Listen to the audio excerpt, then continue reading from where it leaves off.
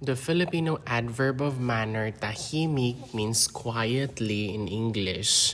Tahimik. Tahimik. Umupo siya ng tahimik sa sulok. It means he or she sat quietly in the corner. Umupo is like sit like sat past tense. Umupo. Siya is he or she is gender neutral. Tahimik means quietly. A sulok is a corner. Umupo siya ng tahimik sa sulok. Magtrabaho ka ng tahimik. It means you work quietly or silently. Trabaho is work, ka is you, tahimik is quietly. Magtrabaho ka ng tahimik. Tahimik niyang isinara ang pinto. It means he or she closed the door quietly.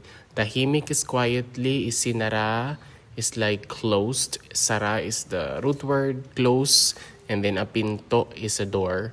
Tahimik niyang isinara ang pinto.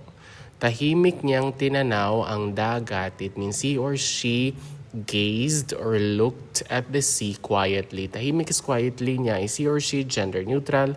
Tinanaw is like gaze or look. And then the dagat is the sea. Tahimik niyang tinanaw ang dagat. Once more with the Filipino adverb of manner, tahimik. It means quietly in English. Tahimik. Tahimik.